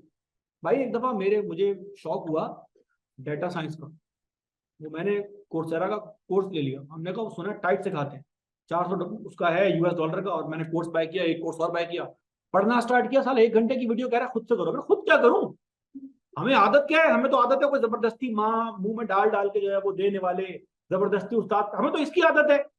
अब मैंने ड्रॉप कर दिया, हमने कहा डेटा साइंस ये नहीं कर सकते, गोरा जिस तरह पढ़ा रहे हमने जो है वो पढ़ सकते। तो ये बात जरा माइंड में रखिएगा प्लीज। अच्छा जी सर, काम की बात, the main shortcoming identified in the new commerce answer script were the selected studies. ये हमारे यहाँ आजकल बहुत होना स्टार्ट हो गया है। सर अगर मैं ये टॉपिक छोड़ दूं तो क्या मेरा काम हो जाएगा? अबे मुझे क्या पता यार, ये तो वही वाली बात है कि सर अगर इस जिंदगी में ये 2 गुना मैंने किए हैं, अगर मैं तीसरा वाला भी जो है वो कर लूं तो वो 2 के साथ माफ हो सकते हैं, या उसकी वजह से मैं जो है वो 2 तक, मुझे क्या पता यार। पेपर में सवाल आ जाएगा, मुश्किल हो जाएगी, लेकिन एक अच्छी बात ये हो रही है मेरे प्यारे बच्चों, 8-9 सवाल आने से आपके पास होने का चांस बढ़ गया। अगर आपने सेलेक्टिव स्टडी करना स्टार्ट की तो 1-2 सवाल आपके मिस होंगे, तब भी आप पास होंगे। पहले तो ये बहुत रिस्की था। आगे बोल रहे हैं लैक ऑफ प्रैक्टिस। ये लैक ऑफ प्रैक्टिस अगेन वही रीजन है, सवाल आप पूरा कर लोगे, आधे घंटे का सवाल अगर तुम 1 घंटे में पूरा करोगे तो तुमने बेसिकली मार्क्स वेस्ट कर दिए, तुम्हें लॉस होना स्टार्ट हो गया है, फायदा नहीं है उसका। अच्छा जी सर, एक आखिरी अटेम्प्ट चेक कर लेते हैं। इस अटेम्प्ट के अंदर आप देख सकते हैं स्प्रिंग 2023, खूबसूरत तरीन रिजल्ट कितना है समझ आ रहा है? अब आपको एहसास हो रहा होगा, अगर मैं आपको बोलता ना लास्ट टाइम में 55 आया, बोलते यार क्या टाइट पेपर है, ये मैं आपको बता दूं ये टाइट पेपर है, लेकिन 36, 33, 40 ये एनॉमली थी, एनॉमली थी। लेकिन सोचो इस अटेम्प्ट में भी तो कुछ लोग फेल हुए होंगे, उनके दुख के बारे में जरा एहसास करो, और उसके बावजूद ये चेक करो क्या लिखा भाई, क्या लिखा भाई। अब जरा गौर से मेरी बात सुनना, बहुत गौर से मेरे प्यारे बच्चों। हर अटेम्प्ट के अंदर, हर अटेम्प्ट के अंदर तुम्हारे पास कुछ सवालात ऐसे होते हैं जिनको मैं उस अटेम्प्ट का वर्स्ट केस सिनेरियो बोल सकता हूं, जो आपको तंग नहीं करेंगे, सबको तंग कर रहे हैं, जो आपको तंग नहीं कर रहे, सबको तंग कर रहे हैं। अगर आप गौर करें, हर अटेम्प्ट में 1 से 2 सवाल ऐसे हैं जो लोगों को स्टम्प कर रहे हैं। ये तो है बहुत ही यूनिक केस है जो यहां पर हुआ है। इसका मतलब है कि हर 100 में से एक बच्चे ने उस सवाल में पासिंग मार्क्स स्कोर किए। तो अगर 2000 बच्चे अपेयर हो रहे हैं तो सिर्फ पूरे पाकिस्तान में 2000 बच्चों में 20 बच्चे ऐसे थे। तो जो ट्रेजेडी सबके साथ हो वो किसी के साथ नहीं होती। तो खुदा का वास्ते जरा ध्यान करना, पेपर में अगर ऐसा कोई सवाल आ जाए ना, तो ये पेपर का सवाल तुम्हें फेल नहीं करा सकता, क्योंकि डिस्पाइट द फैक्ट कि तुमने 2 ऊपर तले शॉट लगे हैं, अगर तुम बाकी सवाल में देखो तो बाकी सवाल में पासिंग परसेंटेज बहुत अच्छी है। ये देखो 72%, 81%, 58%। आपने इन 3 सवाल में से ना मिनिमम पासिंग मार्क्स बाहर निकाल ले, जो आपने काम करना है। आने जरा देखें इस अच्छी अटेम्प्ट के अंदर, और ये रिसेंट है, एग्जामिनर कमेंट्स। और प्लीज आज इसलिए आपको एग्जामिनर कमेंट जो है वो शो कर रहा हूं, ताकि कल को जब मैं आपको बोलूं ना बेटा ये काम नहीं करना, तो मेरी बात में वजन हो, ताकि मैं आपको बोल सकूं देखो पहले दिन मैंने आपको ये चीज शो की थी। सर कह रहा है overall attempt in overall performance in this attempt has improved significantly 55% compared to the previous 36, इतना बड़ा jump, which can be attributed to the better performance in question 8 and 9. However, the performance in question 2 and 3 reflected a lack of study, as the majority of examinees performed poorly on EOQ and variance analysis question. जो मैंने आपसे कहा था कि 2 topic के mandatory सवाल आपके पास आ रहे हैं, एग्जामिनर ने बोला कि बच्चों ने अच्छे से नहीं पढ़ा, हालांकि एग्जामिनर ने गलत बोला। इस अटेम्प्ट के अंदर जो EOQ का सवाल आया था ना, वो पास पेपर जैसा ही सवाल, लेकिन वो पास पेपर में सिर्फ एक दफा आया हुआ है, और EOQ के 22 पास पेपर ने, 22। तो जरा ध्यान करना, कह रहा है it is generally observe that examinees tend to attempt answers without strategizing the approach and format for the answer. जरा ये ध्यान करें प्लीज, आंसर का फॉर्मेट शो किए बगैर सामान उठा के अंधाधुंध भागना स्टार्ट कर देते हैं, बीच में आके याद आता है हम क्या कर रहे थे और भूल जाते हैं, जिसकी वजह से वर्किंग कभी कभार 2 दफा भी होना स्टार्ट हो जाती है, leading to the oversight of important information. क्या मतलब है इस बात का, ओवरसाइट ऑफ इंपॉर्टेंट इंफॉर्मेशन? क्या बोल रहा है एग्जामिनर? एग्जामिनर आप लोगों के बारे में क्या बोल रहा है? जो पूछा नहीं है उसका जवाब दे रहे हैं, और जो जवाब दे रहे हैं वो हमने कभी सोचा भी नहीं था पूछने का, और काम की इंफॉर्मेशन ऊपर नीचे हो जाती है। इसका मतलब ये हुआ कि आपने सवाल को सही से रीड नहीं किया। इस अटेम्प्ट के अंदर एक सवाल आया थ्योरी का, उसमें एक चीज निकालनी थी, रीऑर्डर, 1 मार्क का सवाल था, फर्स्ट टाइम इस तरह का सवाल आ गया, लेकिन उसका एक फॉर्मूला होता है। रीऑर्डर निकालने के लिए 3 चीजों की जरूरत है, उसमें तो दो चीजें सवाल में थी नहीं। हमारे बच्चे निकाल के आ गए, बच्चे निकाल के आ गए कि सर यूं निकलेगा, मैंने कहा निकाल ही नहीं रहा उसने, कैसी बात है। एग्जामिनर कमेंट पता क्या लिखा हुआ, it is impossible to calculate this, क्योंकि इंफॉर्मेशन एग्जामिनर बोल रहा है, और हमारे बच्चे क्या कर रहे थे, वो आंसर सॉल्व करके आ गए।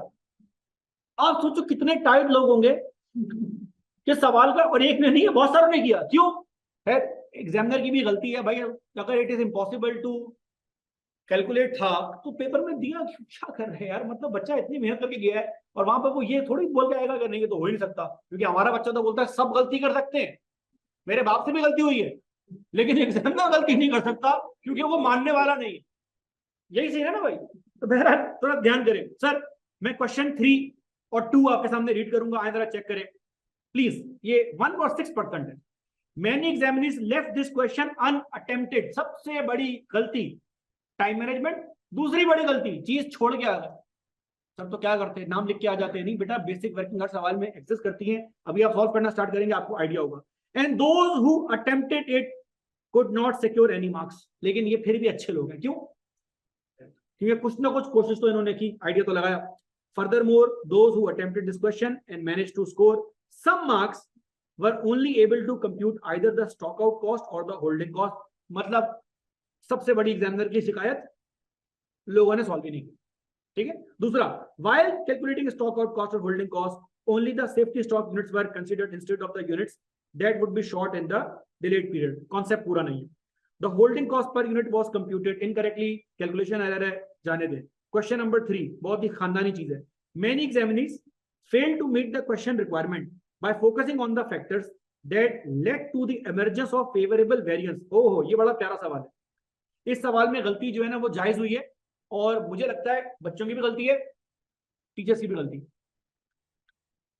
इस टॉपिक में हर दफा एग्जामिनर ने कैलकुलेशन करवाई है, वेरिएंस निकालो, वेरिएंस निकालो। और अक्सर हमने ये इशारा दिया था कि बेटा ध्यान करना, किसी दिन ऐसा होगा कि वेरिएंस निकालने को नहीं देगा, निकाल के दे देगा और बोलेगा आप करो। ये बात हमने मल्टीपल टाइम्स बोली है, रिकॉर्डिंग के अंदर भी आपको मिल जाएगी, क्योंकि ज्यादा पुरानी बात नहीं। अच्छा, क्यों बोली थी? बड़ा अच्छा रीजन बताता हूँ। एक पेपर है ACCA का F5, उसमें एक अटेम्प्ट में ना गोरे एग्जामिनर ने ये काम किया। हर अटेम्प्ट में सवाल देता था, वेरिएंस निकालो, 8 मार्क्स 10 मार्क्स। बच्चों ने टाइट प्रैक्टिस की हो, 20 पास पेपर सॉल्व कर दिया, हाथ सेट। वेरिएंस बड़ा अच्छा एरिया है। वो एक अटेम्प्ट में बच्चों के पास आता, एग्जामिनर ने क्या किया, वेरिएंस निकाले, आंसर दिए हुए थे और सब कुछ इंफॉर्मेशन थी। बोला कमेंट्री करके बताओ ये वेरिएंस क्यों है। अब कौम तो वहां बोली हम तो बंदूकें लेकर गए थे फायर खोलने के लिए, ये सामने से उन्होंने कुछ और भेज दिया। अब इसको हम किस तरह फाइट करें, समझ ही नहीं आया। आपकी इस अटेम्प्ट में एग्जामिनर ने यही काम किया है जिसमें आपको वेरिएंस के आंसर देने थे, थ्योरेटिकल डिस्कशन करना था। और बाय द वे ये भी माइंड में रखो, सारे हमारे पास नहीं पढ़ रहे हैं। तो लाहौर में कुछ बच्चा ऐसा भी है तो साथ में ये भी बोल रहा है कि फॉर्मूला बता दो। तो सोचो उनका दुख, जो 15 फॉर्मूला याद करके गया और एग्जामिनर ने क्या किया, बेटा जिस चक्कर में फॉर्मूला याद किया था वो ये लो आंसर, ये लो, थ्योरी पे बात करो। सर वो तो कभी बात ही नहीं की, तो लोग पेपर में छोड़ के आ गए। Hence the reason 1%। समझ आ रही है बात? लेकिन आप बोलेंगे सर खैर है, कितनी दफा ऐसा होगा। 10 मार्क का सवाल है बेटा। 10 मार्क का मतलब पता है, मेजॉरिटी बच्चा जो फेल होता है ना, मेजॉरिटी चेक कर लो अपने पास, 44 45 46 47 48, 49 पे कोई फेल नहीं। अगर कोई बोले 49 पे फेल होता तो लिया, एनॉमली है बहुत बड़ी। 49 पे आपको फेल कैश में नहीं मिलेगा। क्यों नहीं मिलेगा? लात मार के पास कर जा, जरूरत में चला जा, ये वाला सीन है। 49 को फेल नहीं मिलेगा, पीआरसी के अंदर मिलेगा। एक बार मैंने क्लास में बोला बच्चा करो तो पीआरसी में, मेरे दोस्त मैंने पीआरसी सीए ही नहीं है भाई, फुल फॉर्म पता है ना पीआरसी की, प्री रिक्विजिट औकात है, सीए को छोड़ दो, कैफ के लेवल पर आपने 49 स्कोर करने, तो वो 10 मार्क का बहुत काम के। नाउ क्लास आखिरी कुछ बातें। दोस्तों ये आई कैप की ऑफिशियल बुक है, जरा गौर से बात सुनना मेरी। आई कैप की ऑफिशियल बुक है सर, ये बुक हमें यूज करनी है। आपने इस बुक को रिलीजन की तरह यूज करना। मैं आपको आज बेंचमार्क दे रहा हूं, अगर आपने पूरा कर लिया मैं आपको मान जाऊंगा। हर बुक के एंड पर, हर बुक के चैप्टर के एंड के ऊपर, मेरे प्यारे बच्चों, हर चैप्टर के एंड के ऊपर कुछ कॉम्प्रीहेंसिव एग्जांपल्स आपको मिलेंगे। ये कॉम्प्रीहेंसिव एग्जांपल सीए वालों ने डिफरेंट जगह से किए जमा, कुछ इसमें पास पेपर्स हैं। अब ये आपको कितनी एग्जांपल आ रही है नजर जरा चेक करते जाना। एग्जांपल 1 2 3 चलता जाएगा भाई, कहां तक जा रहा है, एक सेकंड रुक जाओ। ये जा रहा है मेरे प्यारे बच्चों 11 तक, आपको आ रहा है नजर? जितनी भी आपकी बुक में कॉम्प्रीहेंसिव एग्जांपल्स हैं वो तो आपने करनी ही करनी। ईमान का आखिरी दर्जा अपने पास नोट करो प्लीज, स्ट्रेटेजी नोट कर लो, क्या क्या काम करने ही करने। वैसे तो इस बुक के कॉम्प्रीहेंसिव के अगर आपने 80% भी सवाल कर लिए ना आप कंफर्म पास। फिर अगर आप फेल हुए तो सिर्फ टाइम मैनेजमेंट आपको फेल करेगी बस। पहली चीज, आई कैप की ऑफिशियल बुक के हर चैप्टर के एंड पे जितने कॉम्प्रीहेंसिव सवाल हैं वो सारे करने। कुछ भी हो जाए वो तो करने ही करने हैं, कुछ भी हो जाए। ये देखो, ये आखिरी चैप्टर है, डिसीजन मेकिंग। कितने सवाल आते हैं? 20 सवाल है। सुनते जाना जरा, ये आपको अगर फील हो रहा है ना आसान है, ये एक सवाल साला आधे घंटे का है, हमें रिकॉर्ड करने में आधा घंटा लगता है, पढ़ने बैठोगे तुम 1 घंटा लगेगा, 20 घंटे ये हो गए, 11 घंटे वो हो गए, कितने घंटे हो गए? वो 130 घंटे जो दिए हुए थे ना ऊपर, टीचिंग आवर्स थे, स्टडिंग आवर्स नहीं थे। अब तुम ये घंटे खुद से डिसाइड कर लेना कितने कितने बन रहे हैं, ये जरा चेक करो प्लीज। जो पहला टॉपिक हम स्टार्ट करने जा रहे हैं मेरा बच्चा, पहला टॉपिक कॉस्ट क्लासिफिकेशन के बाद, कॉस्ट क्लासिफिकेशन में तो पास पेपर नहीं है, जरा चेक करो प्लीज कितने पास पेपर है मेरे बच्चा, कितने सवाल आते हैं? 16। तो पहली चीज मिनिमम रिक्वायरमेंट बेंचमार्क है कॉस्ट। अगर आप मुझसे पढ़ रहे हैं तो ये मेरे पास रिक्वायरमेंट है सर, कॉम्प्रिहेंसिव एग्जांपल एक सॉल्व होगी। दूसरी चीज नोट करें अपने पास, on top of these comprehensive examples, CAF 3 के सारे pass papers, all pass papers of CAF 3। Sir इसमें कैफ 3 के पास पेपर नहीं, इसमें पुराने पास पेपर, जो नए सवाल हैं वो कॉम्प्रिहेंसिव बुक में नहीं है। सर वो हमें कहां मिलेंगे? वो आपको हमारे पास मिलेंगे पोर्टल के ऊपर, आई कैप की वेबसाइट के ऊपर भी होते हैं।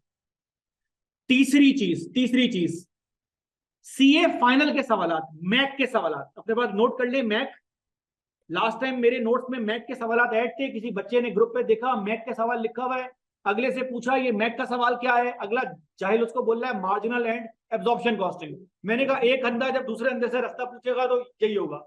फिर मैंने ग्रुप पे ऑडियो भेज के 2 गालियां दी। फिर मैंने कहा जाहिलों, ये मैनेजमेंट अकाउंटिंग का सीए फाइनल का सवाल है, उसको मार्जिनल एंड जो फुल फॉर्म बन रही है बना दो। तीसरा लिखे हैं CA final MAC questions. Sir ये सवाल हमें कहां से मिलेंगे? बेटा ये सवालात आपको यहां से मिलेंगे, ये मैं आपके सामने स्क्रीन पे खोल देता हूं। ये रे सवालात, ये एक बुक है हमारी, एक अदद। ये बुक वैसे तो इस अटेम्प्ट के लिए अपडेटेड नहीं है, लेकिन आप इसको यूज कर सकते हैं। इसमें जो नई चीजें ऐड करनी है वो मैं आपको अलग से जो है वो नोट्स की फॉर्म में दूंगा। हो सकता है आपको ये बुक अपडेटेड फॉर्म में मिल जाए। सर ये बुक आपको प्रिंट फॉर्म के अंदर भी मिल जाएगी, नीचे से फोटोकॉपी के पास से। आईक्यू में सबसे सस्ती बुक आपको यही वाली जो है वो मिलेगी। सस्ती इसलिए रखी हुई है कि इसमें मैं प्रॉफिट नहीं कमाता, आपको कॉस्ट टू कॉस्ट मिलेगी। लास्ट अटेम्प्ट के अंदर हमारे क्या नाम है इनका नीचे एडमिन ऑफिस का, उमर भाई ने कॉस्ट टू कॉस्ट जो है वो देने के बजाय 13 रुपए का प्रॉफिट ऐड कर लिया। तो मैं इस पे आपको दे दूं डिस्क्लेमर, अगर आपको प्रिंट में बुक चाहिए आपको ये बुक प्रिंट में मिल जाएगी। जो भी पेपर की कॉस्ट उस पर मिलेगी, मैं बुक पर पैसे नहीं कमाता, कोई नेक काम नहीं करता, पैसे हैं इसलिए नहीं कमाता, ठीक है। अच्छा, अगर आपको पीडीएफ में चाहिए, you are more than welcome, ये फ्री में आपको पीडीएफ में मिलेगी, फोन में यूज करें। क्योंकि कुछ लोगों के पास अगर डिवाइस है पढ़ने के लिए तो लोग यूज कर सकते हैं। अब ऐसी बात है, हालात ऐसे हैं, मैं तो नहीं बोलता भाई आईपैड लेके जो है वो घूमो। मैं तो खुद अपना आईपैड ये फेंका जो है वो गाड़ी की डिग्गी में, इधर से छुपाया वहां से छुपाया, हालात ऐसे हैं। फोन पे कभी कभार बच्चा बुक इसलिए यूज नहीं करता कि सर वो फोन में फिर मैसेजेस आ जाते हैं। अब मैं सवाल सॉल्व कर रहा हूँ, सीवीपी के ऊपर से हार्ड रिएक्ट आ रहा है, क्या फायदा, ठीक है ना। तो ये आपके पास बुक होगी, इस बुक के अंदर आपको मैक के सवाल, सीए फाइनल के सवाल मिल जाएंगे। एक सेकंड में आपको दिखा भी दूं एक आध सवाल ताकि आपको आइडिया हो जाए। ये देखें, ये एक टॉपिक का सवाल है मेरे पास, सॉरी नसीम लिमिटेड नहीं था, नौरीन लिमिटेड था। ये देखें, ये आपको हर सवाल के अंदर, ये आप देख सकते हैं बुक के अंदर मिल जाएगा समर 2009 मैक। तो आपको समर से ही आइडिया हो जाएगा, क्योंकि आपके पेपर समर और विंटर में नहीं होते, आपके पेपर होते हैं ये अल्लाह वाला करे आपका स्प्रिंग ऑटम। ये समर और जून और दिसंबर के टाइम उनकी ऐसी है फाइनल वालों की। अच्छा, आप ये भी नोट करेंगे नॉर्मली इस तरह के सवालात, अब ये सीवीपी का जो टॉपिक हमने करना है पहले, ये सवाल आपको मेरी बुक में एंड में जाके जो है वो मिल रहे होंगे, ठीक है ना। अच्छा, इसमें तो कुछ सवाल ऐसे हैं जो आपके लेवल से बाहर निकल गए हैं, जिनको आपने सॉल्व नहीं करना, वो मैंने रिमूव नहीं किए हुए। जिस तरह ये एक सवाल है, ये सवाल आपके जो नया सिलेबस है ना उसके हवाले से थोड़ा सा हैवी हो गया। एक और बात, मेरी बुक में आपको कुछ सवालात आपकी बुक के भी मिलेंगे कॉम्प्रिहेंसिव के, ठीक है ना। अच्छा, एक चीज इसके अंदर मैंने ये की है कि इसमें ना आपको ये देखें जरा, कुछ सवाल के जवाब आपको नहीं मिलेंगे। मिसाल के तौर पे ये सारे टॉपिक जो है ना, ये स्टेप बाय स्टेप हो रहा है बिल्डअप। कोई भी सवाल ऐसा नहीं है कि मेरी बुक में पास पेपर थे, पास पेपर नहीं है। ये बेसिक प्रैक्टिस क्वेश्चन, ये आपको नजर आ रहे होंगे, ये बेसिक प्रैक्टिस क्वेश्चन है। इनके आंसर आपने जमा करवाने हैं, आपको उसके बाद आंसर शीट मिलेगी, आप चेक कर सकते हैं, ठीक है ना। तो मैं आपको जरा ये क्लियर कर दूं, इस बुक में आंसर नहीं है, उसके 2 रीजन। रीजन नंबर 1, इस बुक में जो पास पेपर और सीए फाइनल के सवाल हैं उनके आंसर ऑलरेडी हमारे पास हैं, वो मैं आपको प्रोवाइड कर दूंगा। जो बेसिक सवाल हैं उनके आंसर मैंने नहीं दिए हुए, और मैं नहीं दूंगा क्योंकि मैंने एमएफए के अंदर दिए आंसर अभी लास्ट से लास्ट अटेम्प्ट में, and it was a very bad experience. क्यों? बच्चों को ना हविस है, 27वीं की रात होती है ना मस्जिद में, साला वो बच्चे जो नमाज नहीं भी पढ़ रहा, पूरे महीने नहीं आएगा, वो भी होता है बैठा हुआ, तो वो मिल रहा होता है, क्या कहते हैं वो, क्या मिल रहा होता है, मिठाई न्याज व्याज जो बांट रहे होते हैं। अब बच्चे दो दो जमा कर रहे हैं, अच्छा खा नहीं रहा, जमा कर रहा है, क्यों? हविस है। तो हमारे बच्चे भी ना सीए में ही करते, सर रिकॉर्डिंग दे दें, आंसर दे दें। बीच में एक दफा वो सर फला सवाल सॉल्व करवा दें, मैंने सॉल्व करवा के वीडियो फेंक दी। अच्छा मैंने यूट्यूब पे उस वीडियो को ना वो रखा अपना सिर्फ लिंक ओनली, ताकि मुझे आइडिया हो जाए कि कौन बच्चा जो है वो देख रहा है। एक हफ्ते बाद देखा उस पर टोटल 100 व्यू। मैंने कहा बाकी 150 लोग जो है वो कहाँ पे गए? बोल उतरा रहे थे वो, जब बारी बारी पूछा तुमने जो है वो देखा, नहीं सर अभी वो टाइम नहीं मिला तो मैं देख लूंगा। तो हमारे यहाँ बच्चा आंसर जमा करता है। इन सवालात के जवाब आपको तब मिलेंगे जब आप अपना आंसर जमा करवा देंगे, मुझे बोले सर मैंने सॉल्व कर दिया है, एक पिक्चर अपने रजिस्टर की भेज दें, मैं आपको आंसर की जो है वो भेज दूंगा पीडीएफ। आंसर मेरे पास है, बुक के अंदर आपको प्रिंटेड फॉर्म के अंदर नहीं मिलेंगे। क्या ये बात क्लियर होती है? तो तीन चीजें आपके पास हो गई हैं, तीन काम आपने करने क्लास के एग्जाम्पल्स के अलावा। क्या क्या? कॉम्प्रिहेंसिव एग्जाम्पल सारी होंगी। ऐसे कॉम्प्रिहेंसिव एग्जाम्पल तब होंगी जब कॉन्सेप्ट पूरा हो जाए। अच्छा आपको थोड़ी सी चीज में और भी जो है वो शो कर दूं मेरे बच्चों, ये आप जरा देख लें ताकि आपको आइडिया हो जाए कि हमारा पैटर्न किस तरह से मूव करने जा रहा है, उससे आपको एक फ्लेवर मिल जाएगा। अच्छा ये सिर्फ सवालात हैं, ये देखिए हमारे पास जो सवालात स्टार्ट हो रहे होते हैं ना बच्चों, ये स्टेप बाय स्टेप बिल्डअप हो रहे हैं, एक कॉन्सेप्ट के बाद सेकंड कॉन्सेप्ट में, थर्ड कॉन्सेप्ट में। ये आंसर आपको इसलिए नहीं आ रहे नजर क्योंकि जाहिर बात है वो आंसर की फाइल जो है वो मुख्तलिफ किस्म की है, और आपको इस दफा जो सवालात मिल रहे होंगे ना वो इस फॉर्म के अंदर मिल रहे होंगे, और ये वीडियोस आपको अवेलेबल भी हो जाएंगी। अगेन इसके अंदर हमने फॉर्मेट इस तरह का जो है वो है रखा हुआ कि आपको 1-on-1 रिकॉर्डिंग की जो है वो फीलिंग आ रही हो कि आप मुझे घर पे साथ जो है वो ले गए हैं।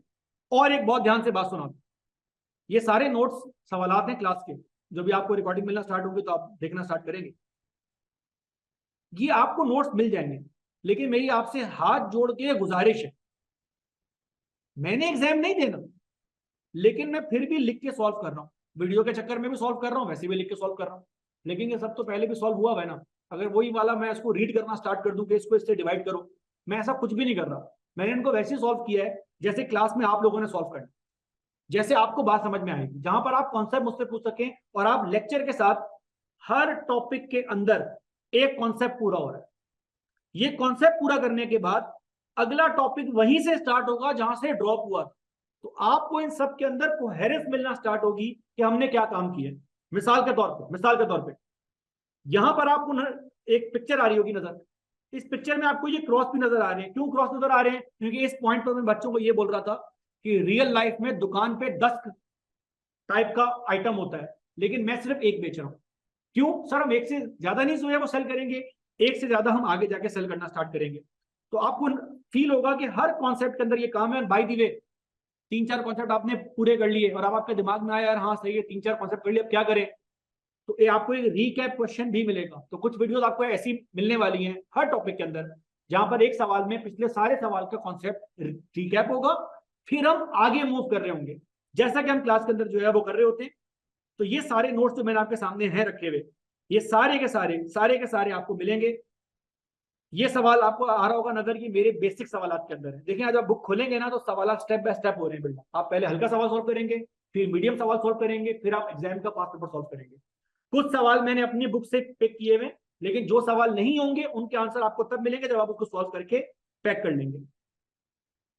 तो ये सब चीजें आपको इसी फॉर्म के अंदर मिलेंगी। लेकिन प्लीज मेरी आपसे रिक्वेस्ट है भाई, खुदा का वास्ता है, इनको लिखो जरूर। ऐसा ना हो कि तुम ये नोट लेकर बोलो हाँ सारी गेम मेरे पास हो गई है पूरी। बेटा प्रैक्टिस नहीं करोगे ना, हाथ से नहीं गुजारोगे, तो पहली बात माइंड में रखो टाइम मैनेजमेंट होगी नहीं, आपसे समझ ही नहीं आएगा। तो प्लीज जरा इस चीज को जरा ध्यान करें, क्योंकि इस चीज को ना मेरे लिए कैच करना मुश्किल हो जाएगा। अब जाहिर सी बात है आप मुझे घर ले जाएंगे, स्क्रीन के सामने हूं तो मैं बैठा हुआ, लेकिन हाथ डाल के गिरबान तो नहीं पकड़ सकता ना कि तूने ये फला आंसर नहीं लिखा। थोड़ा सा आपको डिसिप्लिन का मुजाहरा करना है। क्या ये बात क्लियर होती है? तो ये आपके पास 4 चीजें हो गई हैं। एक तो ये पीडीएफ आपको मिल जाएंगी सारी की सारी, आई कैप की ऑफिशियल बुक आपने यूज करनी है, बुक के सवाल मेरी बुक में भी हैं, लेकिन आप बेंचमार्क आईकैप की बुक पर रखो, और मेरी बुक में आपको नए पास पेपर और मैक के सवाल मिलेंगे। और अगर कोई नया आइटम मुझे ऐसा फील हुआ, ये हर दफा होता है कि मुझे हंच हुआ गया फला एग्जामिनेशन स्कीम में फला एग्जामिनर ने इस तरह से सवाल था पूछा, इंडिया के होता है, साउथ अफ्रीका के सीए के सवाल हैं, मैं वो सवाल टेस्ट की फॉर्म में फेंक देता हूँ। वो सवाल फिर मैं क्लास में नहीं करवाता, टेस्ट की फॉर्म में फेंकता हूँ, जो लास्ट अटेम्प्ट में हमने किया है। टेस्ट का आंसर मिलने से पहले आपको उसका वीडियो सॉल्यूशन मिल जाता है। तो लास्ट अटेम्प्ट में भी हमने ये काम किया, इस दफा भी हम ये काम करेंगे, वो एडिशनल सवाल आपके पास होंगे। क्या ये बात यहाँ तक क्लियर होती है?